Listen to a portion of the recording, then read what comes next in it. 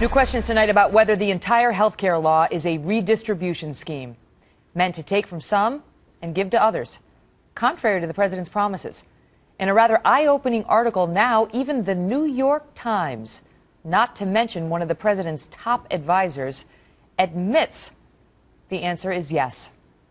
Matt Bennett is co-founder of the left-leaning think tank group Third Way and a former Clinton White House deputy assistant. And Chris Plante is host of the Chris Plante radio show. This from the New York Times, November 23. The redistribution of wealth has always been a central feature of the law and lies at the heart of the insurance market disruptions driving political attacks this fall. They go on to quote one of the architects of the law. You cannot have a fair and fixed insurance market without some redistribution away from a small number of people. And the Times goes on to talk about how losers will be created with this law, losers as well as winners. Matt, that's not exactly how this was built. Well, no, it isn't. And I like John Harwood, I like the New York Times, but I don't agree with this. I think that they completely overrode it. Look, the fact is, anything government does essentially redistributes wealth from some people to other people. You don't get back dollar for dollar exactly what you put in taxes. And, of course, this does this also. The rich had to pay a little bit more so that the Medicaid expansion could happen. But it goes well beyond that, though. Well beyond the rich paying more. No, not really. Yes, it does. It does, and that's what the whole article is about. They mention in passing the fact that the rich are paying an extra 2% income tax. But we're talking about the premiums going up for everybody, these people losing plans and now having to pay more so that they can fund the plans that the newly insured are getting, none of which was explicitly disclosed by this president.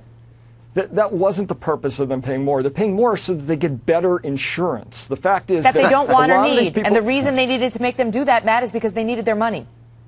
No, they needed them in the exchanges, but they needed everyone to have better insurance, because if you have catastrophic care coverage and you don't have coverage for normal things, you end up in the emergency room, everyone pays for that. So, I mean, I don't know what kind of world we're in, Chris, where the New York Times and David Axelrod, who is quoted in this article as talking about how, look, he's lamenting the fact that in this country we've created a sense that everyone can expect to win and no one has to sacrifice. But that's not reality, he talks about. And the New York Times is calling this redistribution.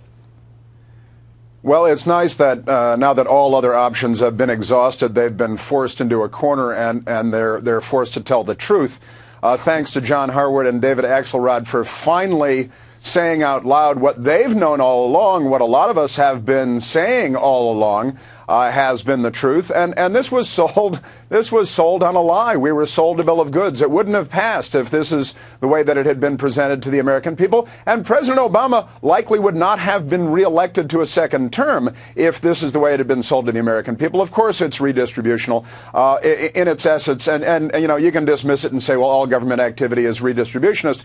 But this this was sold as something that it is not. Matt, they are talking in this law, and we've seen this so far about how, in this article, we've seen this so far about how this law is creating losers as well as winners. And you heard that from Joe Trippi, a fair broker of information. Losers as well as winners.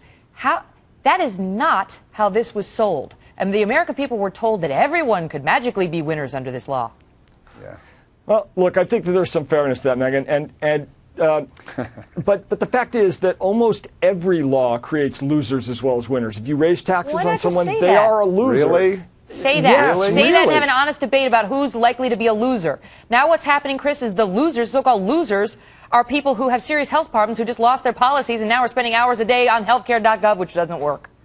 Well, and it's, you know, to paraphrase Bill Clinton, it depends on what the meaning of the word loser is, because even those of us who are who are being allowed by the federal government to keep our plans are paying much, much more. Most of us, in the end, 2 years from now, will have lost our plans and be forced to sign up for something that we don't want. Look, I don't need boat insurance or motorcycle insurance. Well, of course it is. All right, no, guys. of course it isn't, Chris.